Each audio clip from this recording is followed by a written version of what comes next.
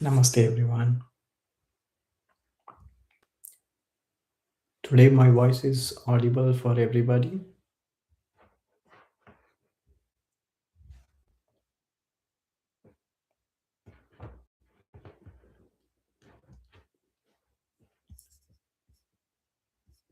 I hope today there is no problem with my voice.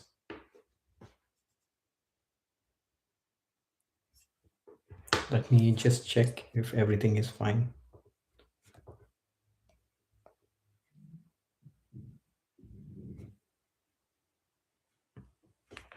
Yes, okay. I'm getting answers that everything is fine. Very good. So, welcome, everyone.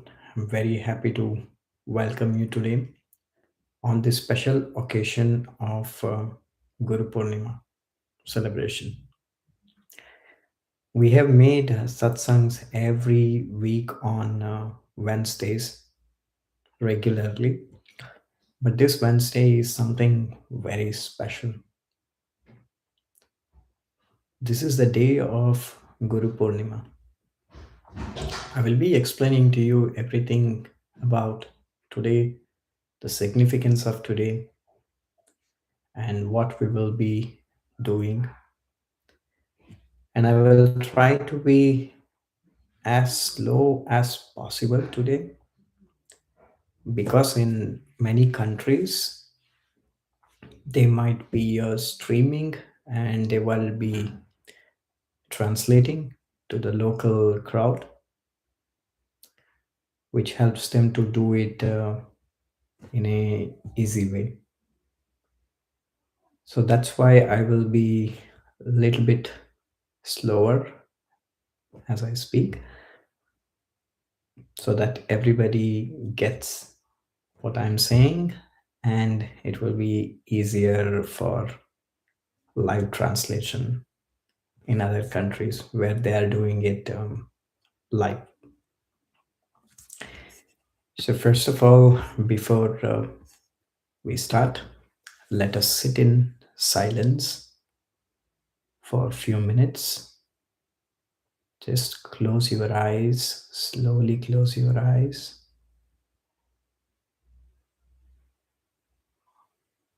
As you breathe in and breathe out,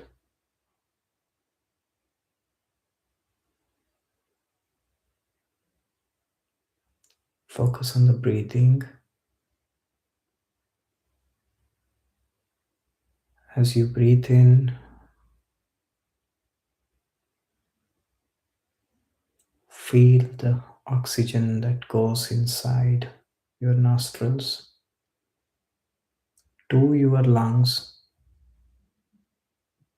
As you exhale, feel the oxygen, feel the carbon dioxide coming out of your nostrils.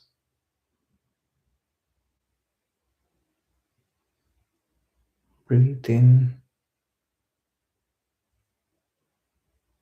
breathe out. Do it slowly as you observe your breathing.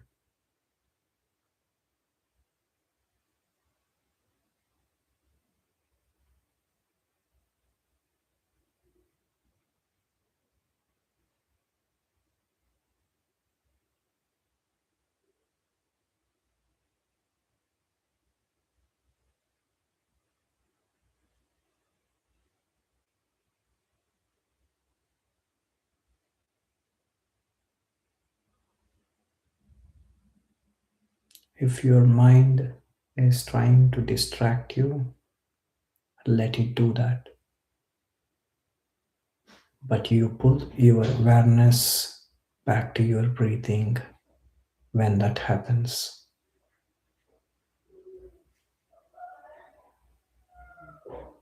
Breathe in and breathe out.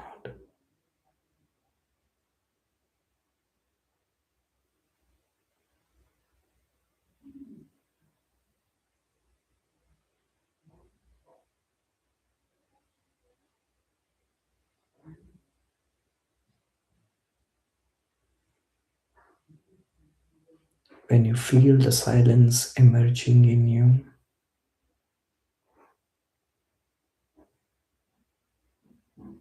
slowly open your eyes and see your palms.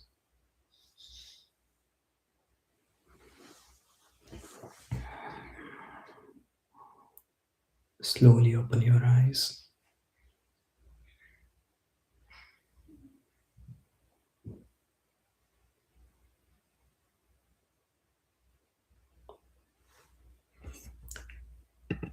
Once you're all here, let's light the lamp of the ghee. The ghee is nothing but saturated butter. When you use in the lamp on special occasions, it is considered to be very holy. So we are lighting the diya, which means we are bringing the light to life. We're bringing the light to everything that we will do. But before that, let's make a small prayer. Repeat this mantra with me, which removes all the obstacles in life. Om Vakra Tunda Maha Kaya Surya Koti Samaprabha Nirvignam Kurume Deva Sarvakaryeshu Sarvada.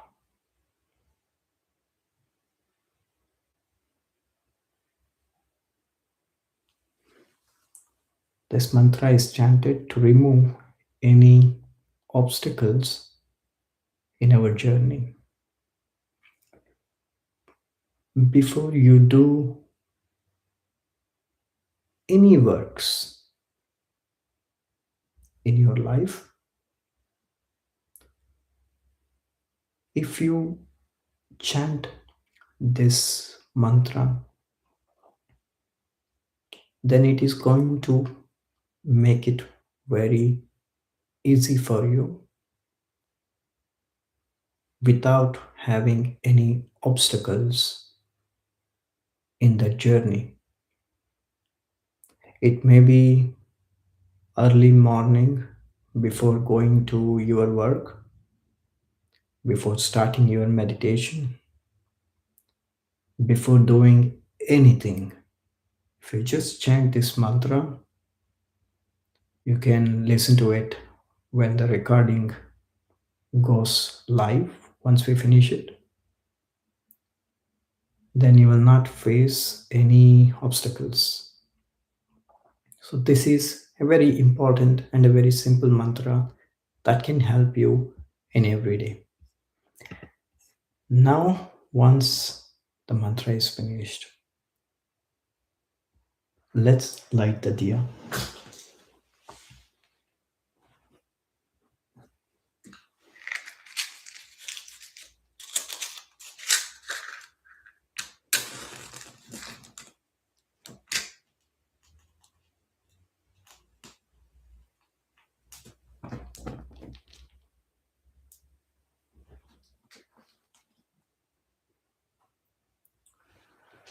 Om Namah Shivaya.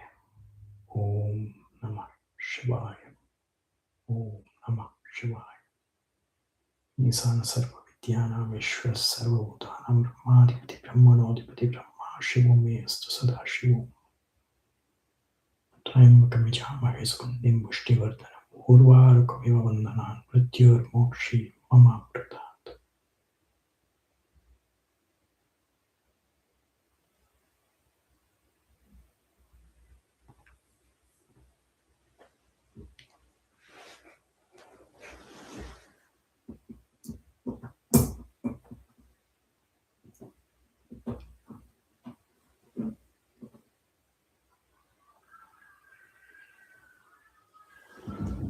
We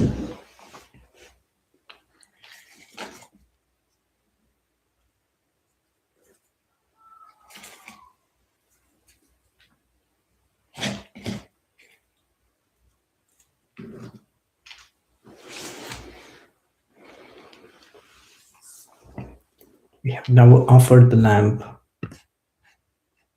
we have offered the flower. So we invited the divine presence to be here with us today. So I welcome once again everyone for this very special full moon day of Guru Purnima, which means the full moon day dedicated to teachers. Once we are saying this, we have to understand what this truly means. What is Guru Purnima, how it started, and what is the meaning of this one. So I would like to explain to you a little bit about Guru Purnima itself. So, my dear all, let me explain you the importance of today, that is this Guru Purnima. On this day of full moon,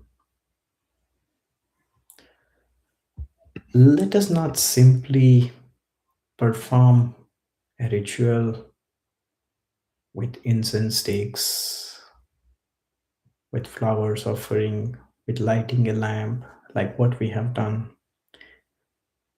Let's go further. Let us understand why actually it is being celebrated. Because over centuries, most of the festivals, most of the rituals have just become repetitive, and they have become very mechanical. And it has gone to such an extent that nobody has really understood any of these things anymore. Whether it can be festivals in one religion or other religion, or any spiritual follow things that we follow, have become mechanical because someone is doing, we followed it. Great grandfathers were doing, we are following it. But we have lost the whole essence of it, like why it was happening, what it is all about. And we have no idea about that today. So let's learn about Guru Purnima, because that is today. Guru Purnima is dedicated to Veda Vyasa. So you have to understand about this extraordinary choice, because Veda Vyasa is not a god. He's not a mythological avatar. He's just a man who sat down patiently and gave shape to scattered oral wisdom of putting together four Vedas: Rig Veda, Yajur Veda, Sama Veda, and Atharva Veda, all the four Vedas. And later he went on to composing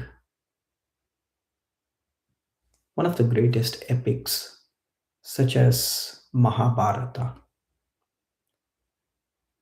And inside Mahabharata is where you will find the Bhagavad Gita. So, Bhagavad Gita is part of Mahabharata.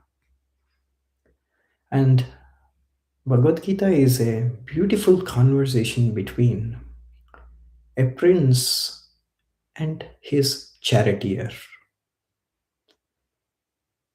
Vyasa is being honored not just because, or he was he was not honored because he claimed any kind of divinity or something. But the most humblest thing and most humblest thing that any teacher can do, any essential work that a teacher can do, he took what was formless, scattered, passed it forward so it could reach others in this process. And what I mean to say about passing forward and making it accessible to everyone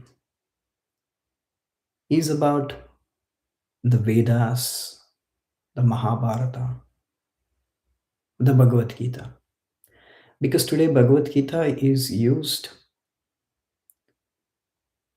as the main source of knowledge even for entrepreneurs in many countries. That has become a base book. Before it used to be the art of war, but now it has been slowly displaced with Bhagavad Gita everywhere. This is the very definition of a real guru. A real guru will not hoard so much of wisdom within himself to appear magnificent or too much to himself to make him look very wise, but one whose whole life's work becomes transmission. And he makes sure that the fire doesn't die with him, which means once he is dead, all those wisdom is not going to grave with him, but he is going to take that forward by transmitting it to as many people as possible. Now you have to notice one thing here, that the Guru Purnima, which is today, Guru means teacher. Purname means full moon. So today is a full moon.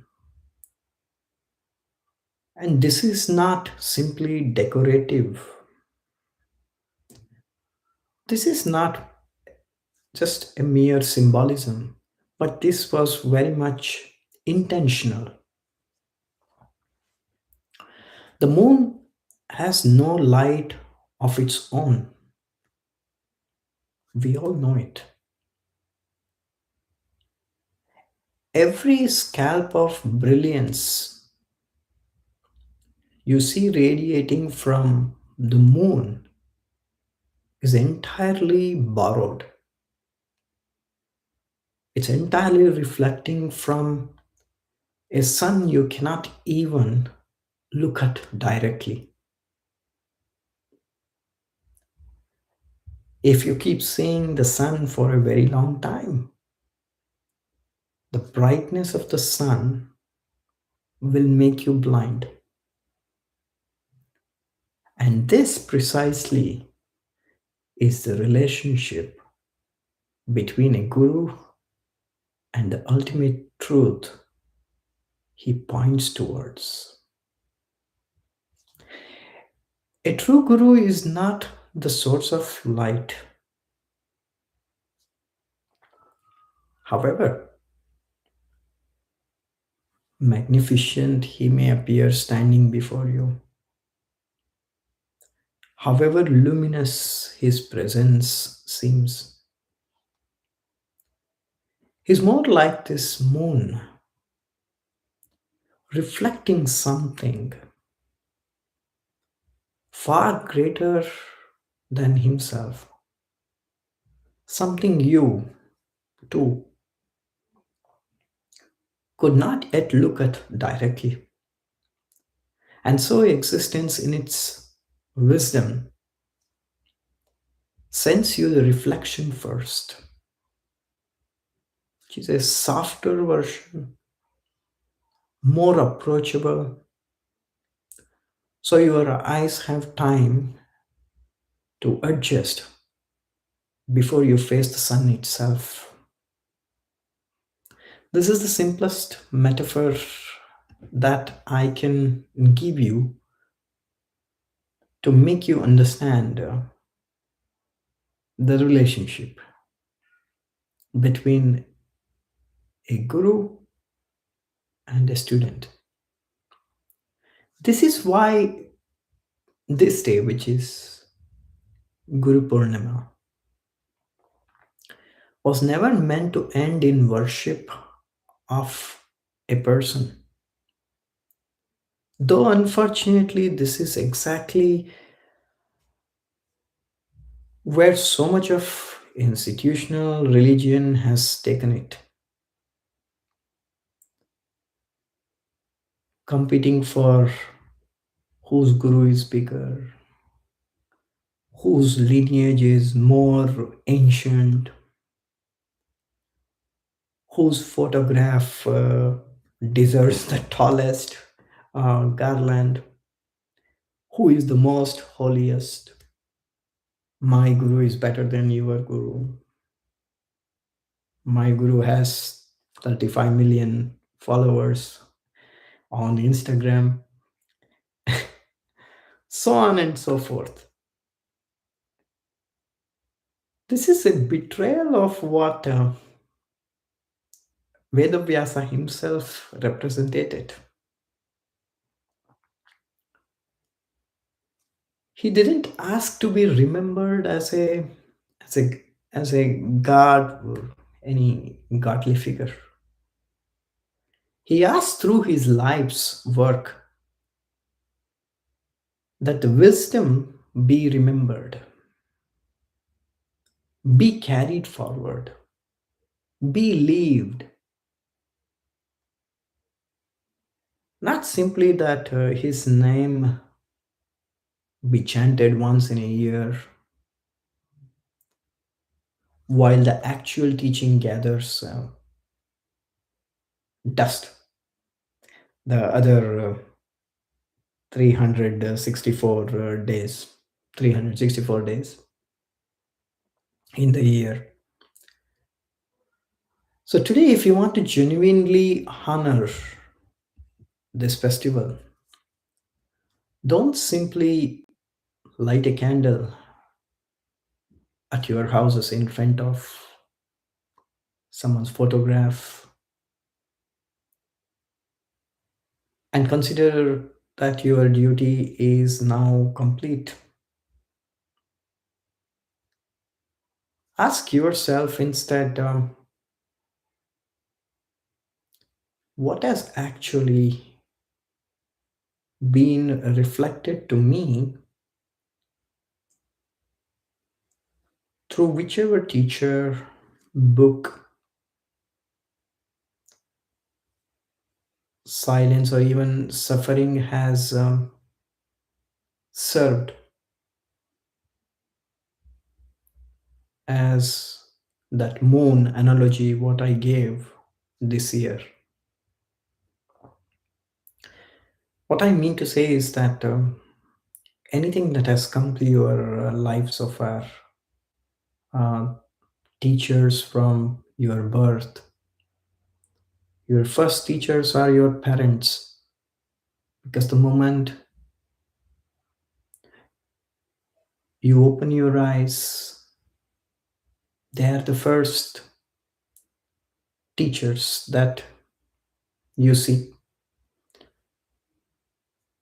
And then there might be your grandparents, schools, sports teachers, spiritual teachers, yoga teachers, or those type of situations in life that had something to teach you. All those are your teachers.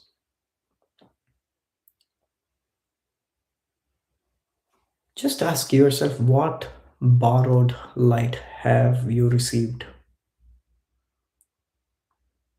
And this is the crucial part. Ask yourself, have I let that light do its real work? Which is not to make yourself a devoted worshipper of the reflection, but to slowly turn your face towards the sun itself,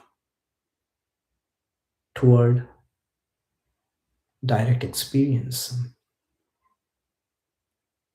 towards your own inner awakening, so that eventually you need no moon at all,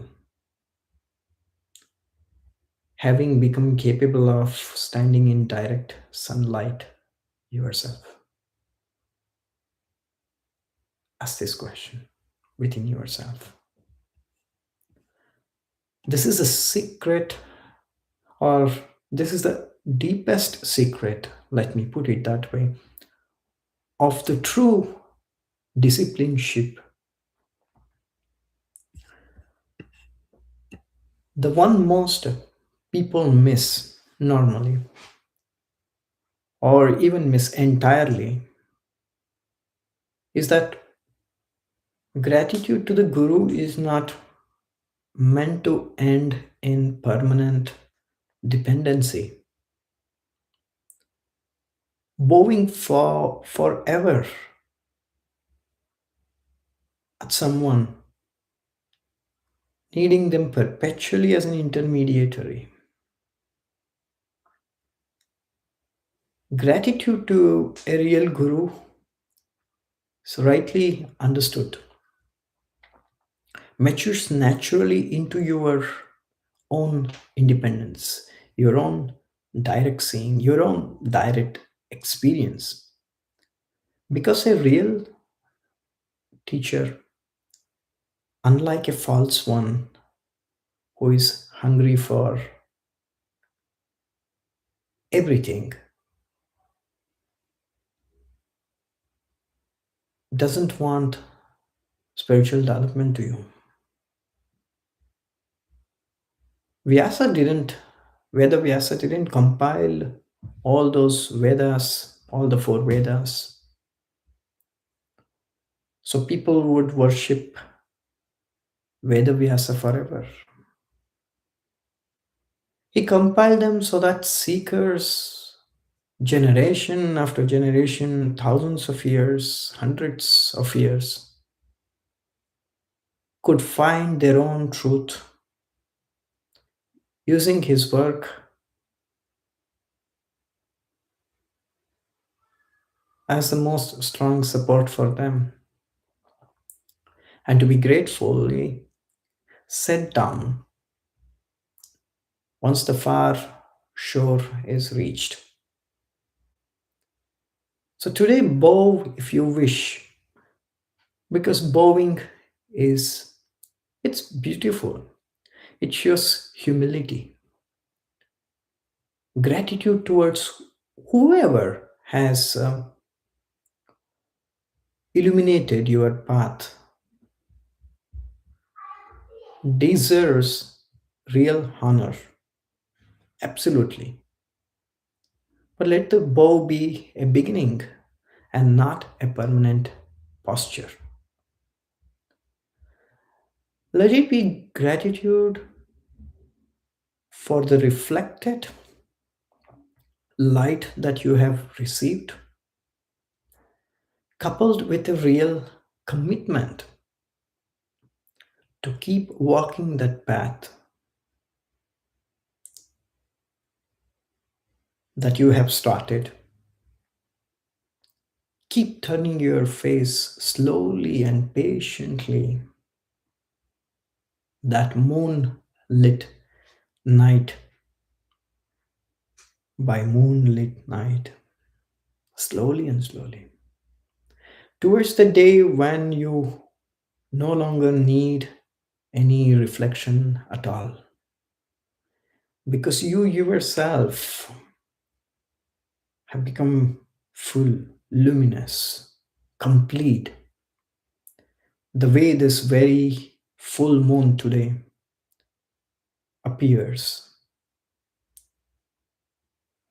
it's complete, it's whole, hiding not any shadow and nothing to hold back anything. I have been doing that with all my disciples, that I have said one thing to them, that they will never attain the state of awareness in which I am in. And that's because I know that they can go far more deeper than I'm experiencing now. Guru is the bridge, like Veda Vyasa was the bridge. Because of his wisdom from the Vedas, we are able to understand many things about ourselves, about the nature of godliness,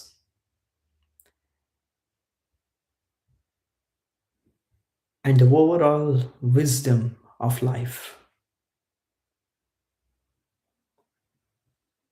So that's about today's significance of Guru Purnima and Vedavyasa. And why this day exists, as I already said, that for me, this day exists because it's the day of transmission. Because transmission is everything. We wouldn't be remembering so much of sadhanas and siddhi if it was not transmitted to us by someone hundreds or thousands of years ago. And that unbroken chain is what is very important. If that was broken somewhere, then we wouldn't be having any teachings today. And today is remembrance of that day. Today is not just dedicated to Vedavyasa. Today is the day of all the Buddhas. And when I say Buddha, I'm not saying Gautama the Buddha. Buddha means awakened one. So Buddha's day, which means it's the day of all the awakened ones, celebrated today as Guru Purnima. And there is a difference between information and transmission. Information anyone can give you, even a priest can give you, even someone who has very basic or absolutely no knowledge can still give you some information. But transmission is possible only through that energy. which is transmitted from a guru to a student. So that energy transmission is something which separates this one from anything else.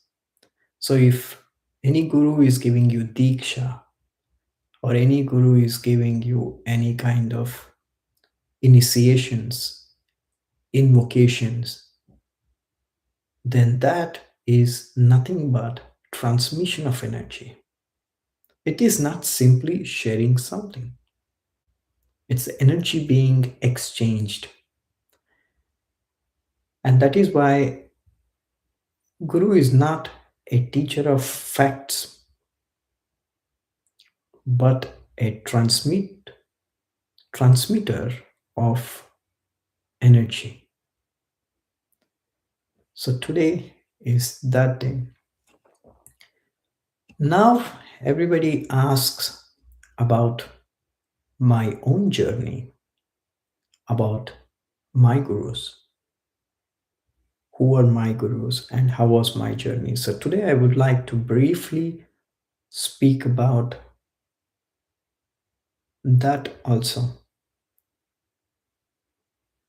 so that even you can get a glimpse of my own journey. First of all, I was born in a family which prioritizes studying Vedas, Upanishads, and all the spiritual practices. In India, they call them as Brahmins, the one who gets the Brahma Gnana, the one who gets the knowledge of the Brahma, wisdom of the Brahma. And since I was born in this kind of priestly family, learning the Vedas or walking the spiritual path was never difficult in my case. It was very natural. But there was a time when I saw some deaths happening very closely. I mean, people connected to me in a very close way. Then the question of life and death started to haunt my mind. What is life? What is death? What is birth? Why this? And when these questions were coming to my mind, none of the spiritual teachings, none of the spiritual gurus, anybody that I spoke could not give me any answer. Even if they answered something, then that was coming straightly from their scriptures, which I already knew. Every Hindu scripture says in a Hindu style, every Christian scripture says in a Christian style. So it's all the same. But when something is not of your own experience, it becomes very difficult to just believe something when you haven't experienced it. So that is why I made the decision of swadhyaya, self-study, studying of the self. And how that happened was every year we were making trips to Himalayas. And this is the place which was meant for me, whether I wanted or whether I didn't want, because the place was calling. It was not me going there. You might have seen this many times in your life that you ended up at a place which was not really in your mind, or it was there, but you didn't know exactly why you ended up in that place. It was all meant to happen. It was the destiny, or it was your karmic bank, as we can call it. So it can be many things. In the same way, the Himalayan mountains for me was. And after I was going there every year, there came a time when I had to stay. And I stayed there for a very long time. And when I stayed there, I didn't have any conventional gurus.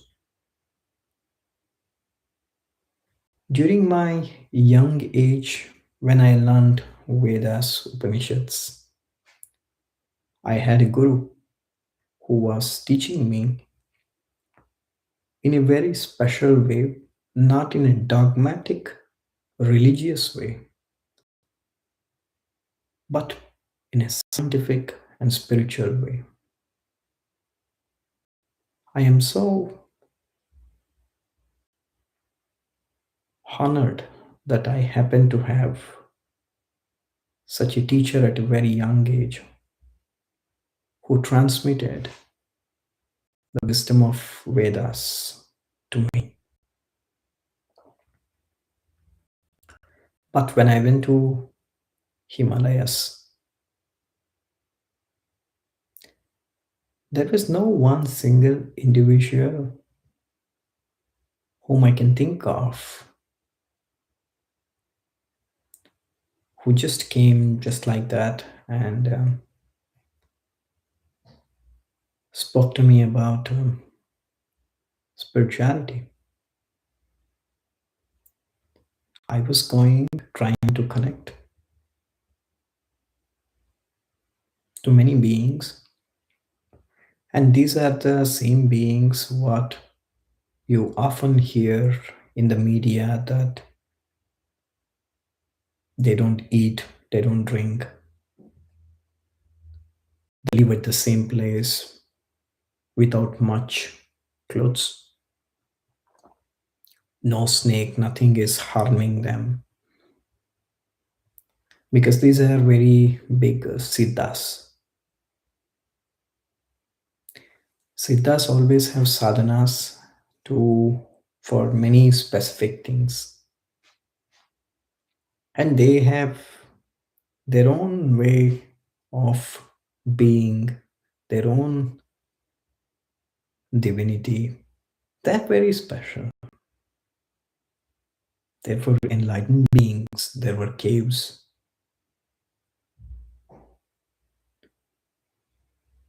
And it so happened that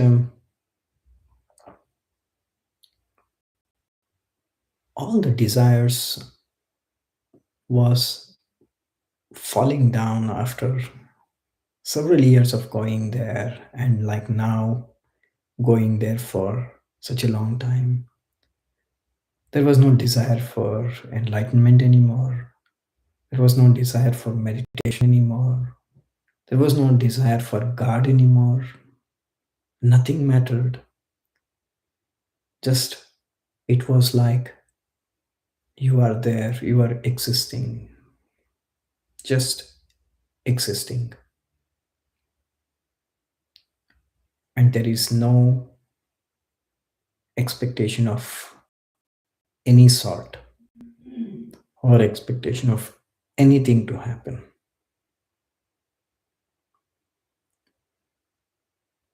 That was precisely the time when things started to happen. and that led to awakening.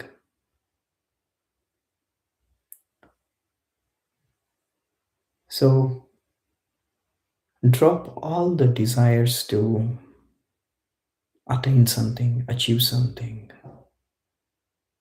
but keep doing your practice. But don't expect anything in return.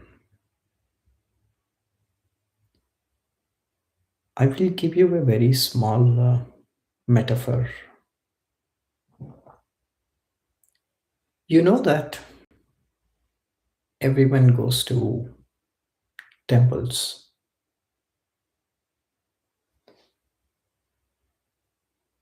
and when people go to temple normally,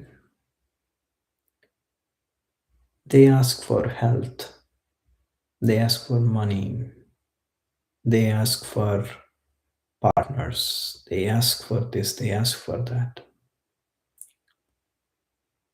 But nobody says that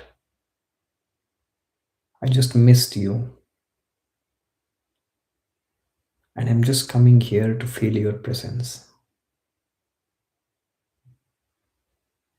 That is the purity what I am talking about.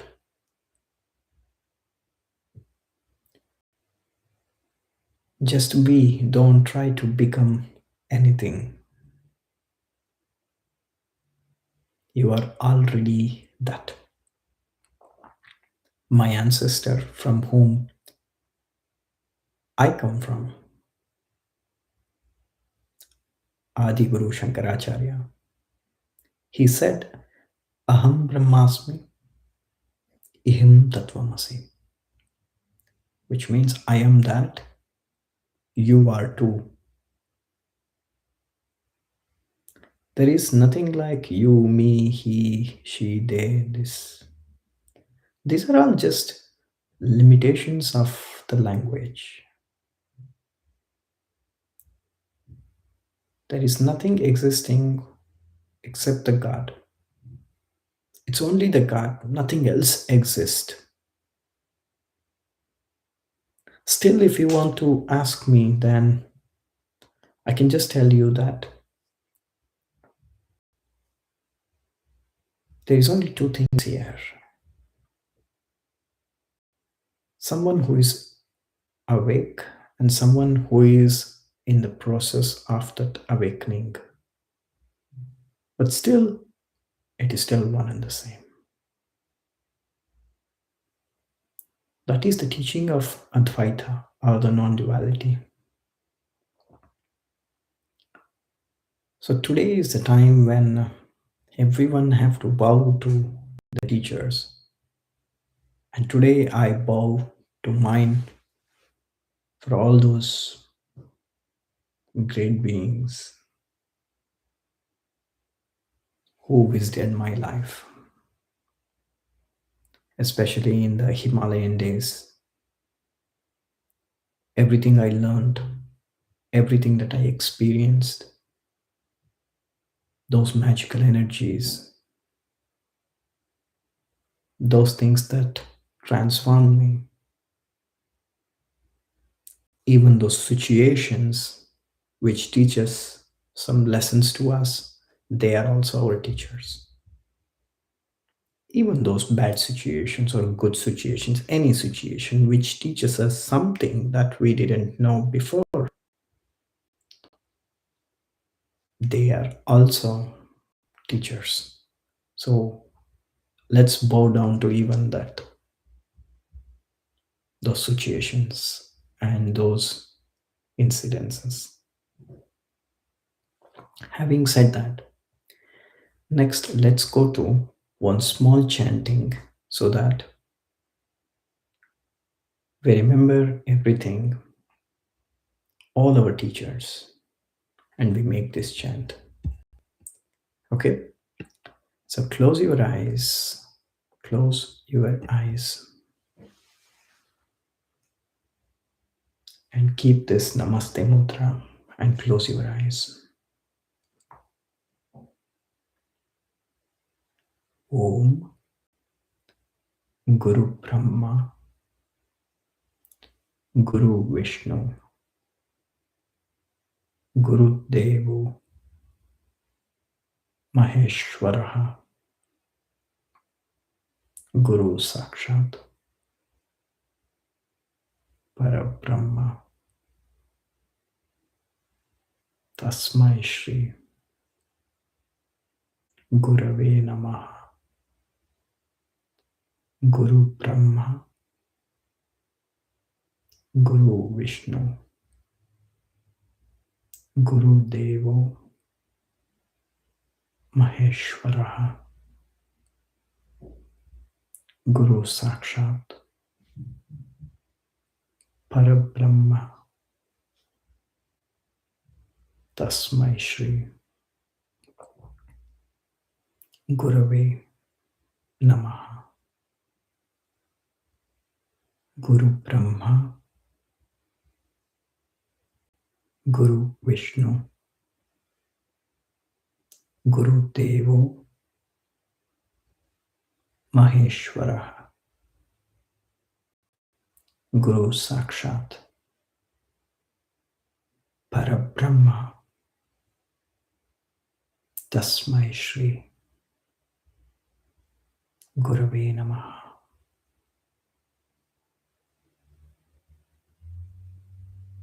Now slowly go back to your childhood,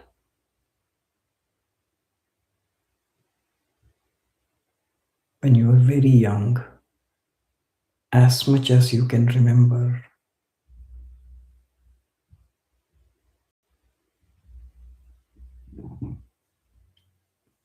Say thanks to your parents.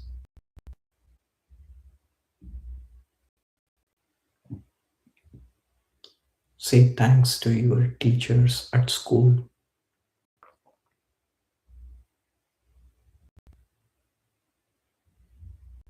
Say thanks to all those people who have taught you something.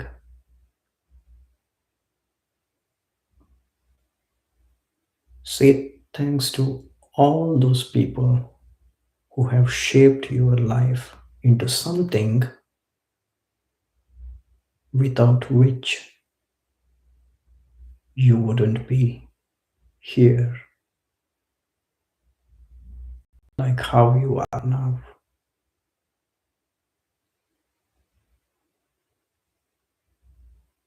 Think of all those situations that taught you a lesson, valuable lessons. There are no good and bad lessons. Every lesson is something to be learned.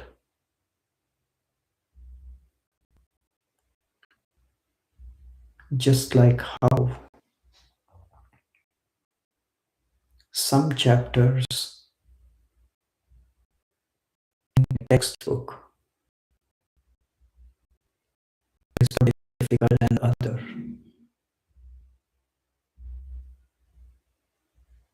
and some are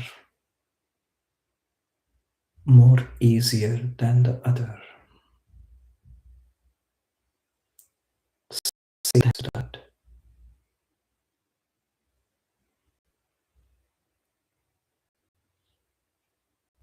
Show gratitude towards it.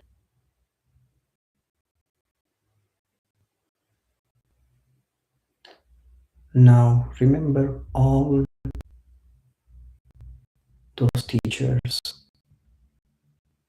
ascended masters, avatars, gods that you worship and think holy.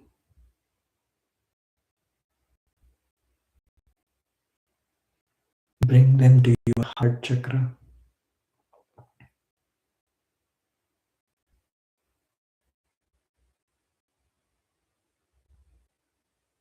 and say thanks.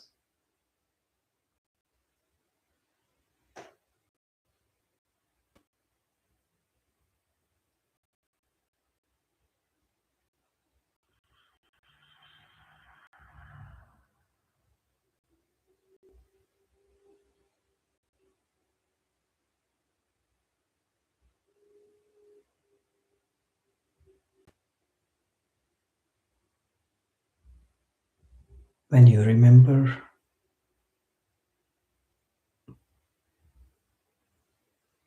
those beings,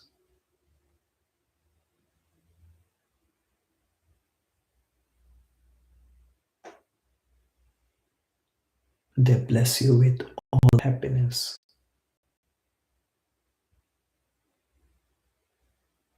And all the consciousness.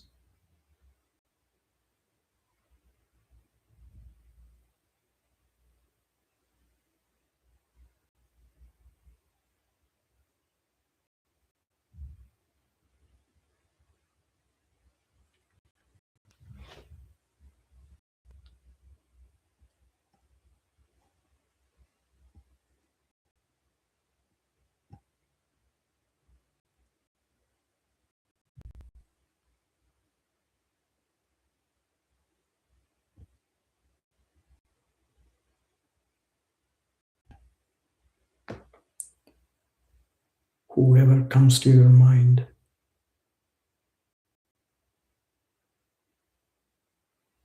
besides the one that we say thanks from our heart, silently offer them your gratitude.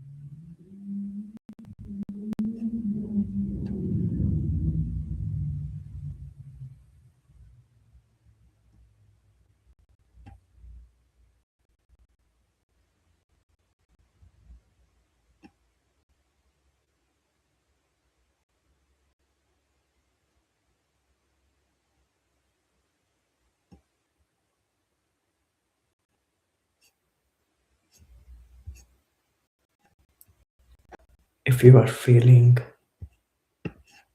peaceful inside yourself, then slowly open your eyes.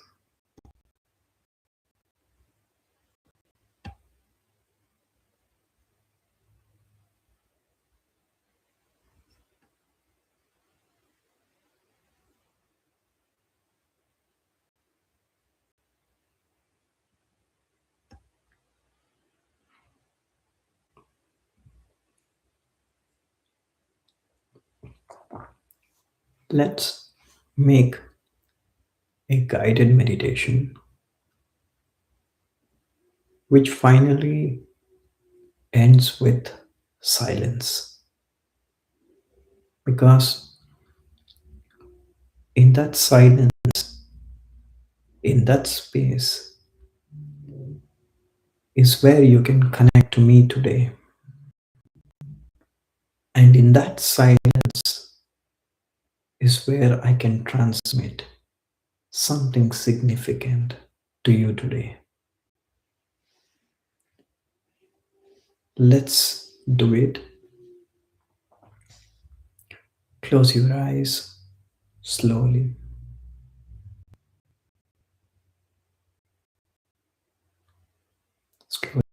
Slowly close your eyes. Breathe in and breathe out.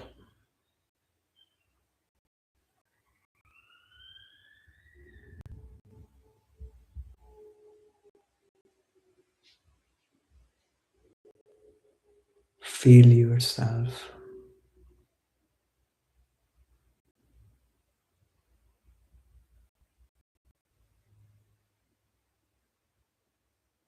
as you breathe in and breathe out.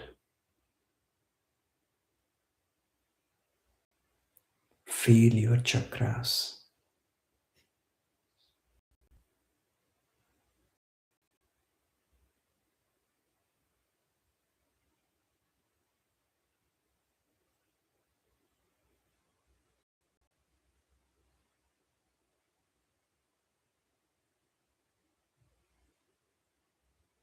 If your mind is getting distracted,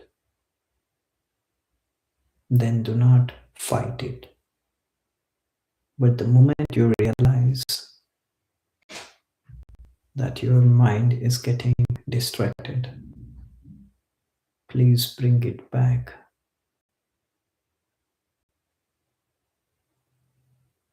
to your breathing.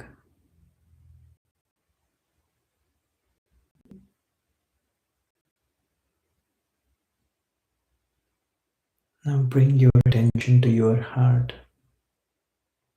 chakra.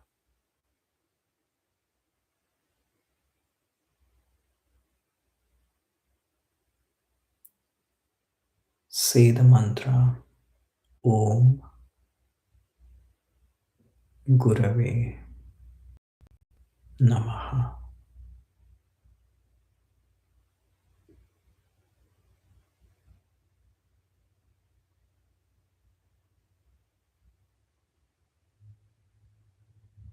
You are loved immensely.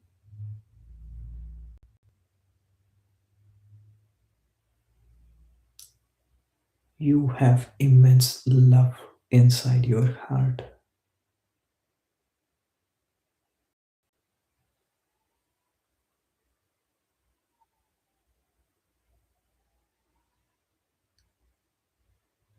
Realize that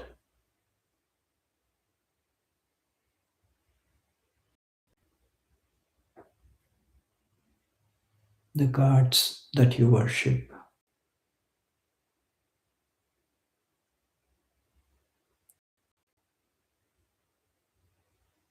or all the gurus that you follow, not just me, but everyone,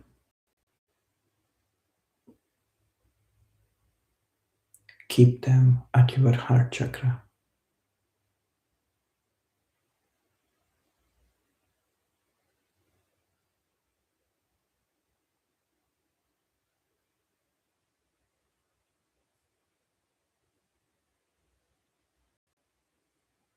As you breathe in and breathe out,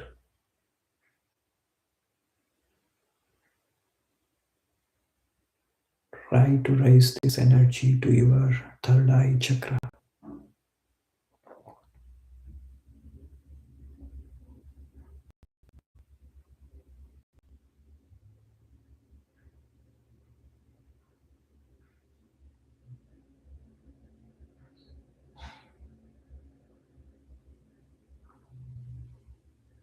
Now, when you look at me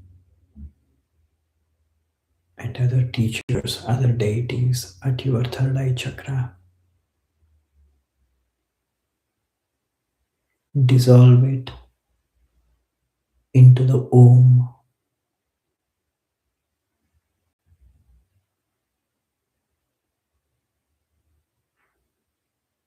Mentally say Om 3 times as you visualize that you are merging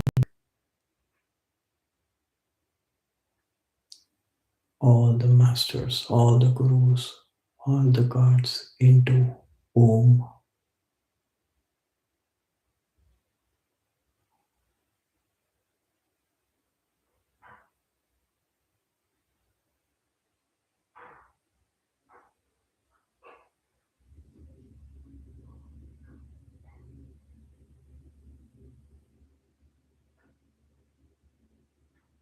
Now visualize yourself at your third eye.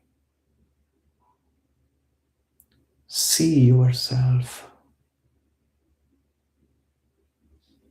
as if you are looking into mirror.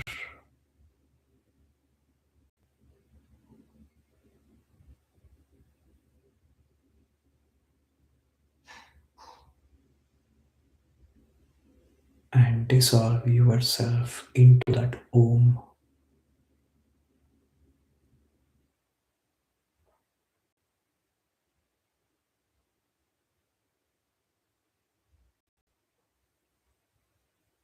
Bring this to your crown chakra.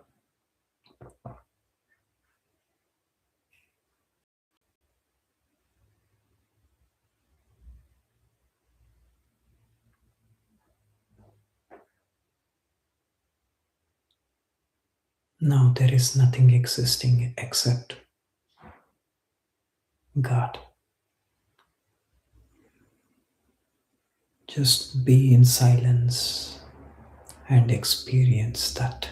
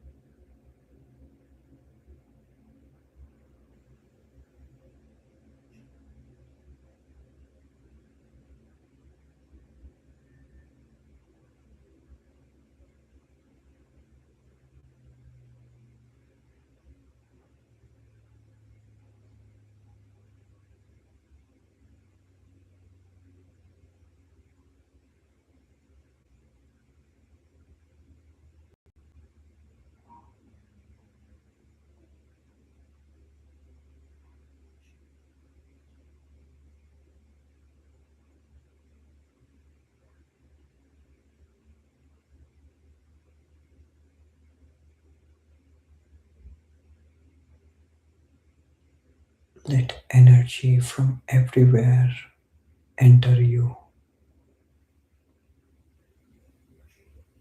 Let energies from all your chakras go out also. They are all merging together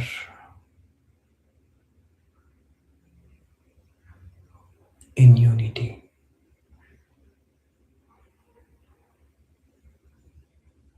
There is only God.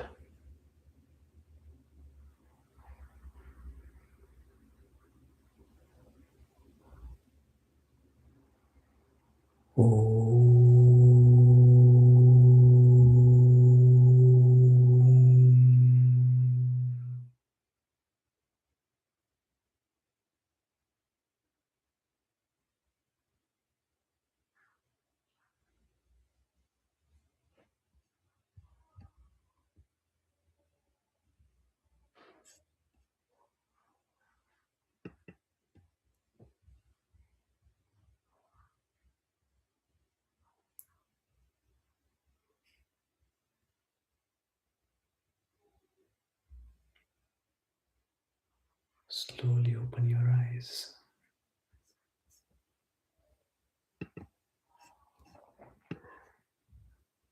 Slowly open your eyes.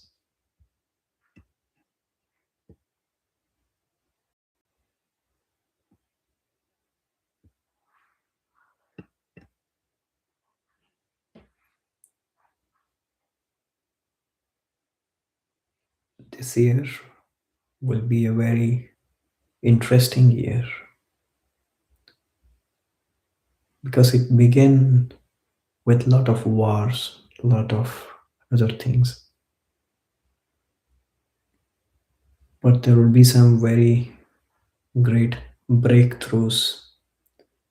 This year will have a little bit of chaos, but for good. There's a lot of things that's going to happen in this year, within December of this year itself. We might see some new conflicts, but we will also see something that looks like chaos but happening for good. And from my side, on this special day,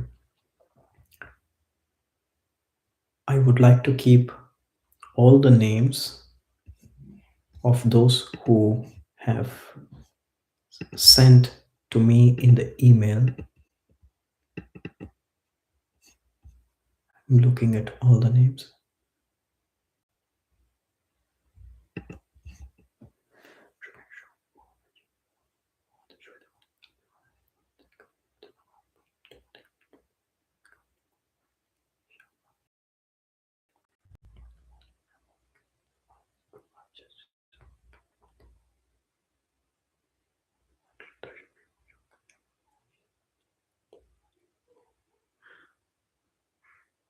I made the prayer for all those who sent their names and for everyone who are present here today for this very special day's event.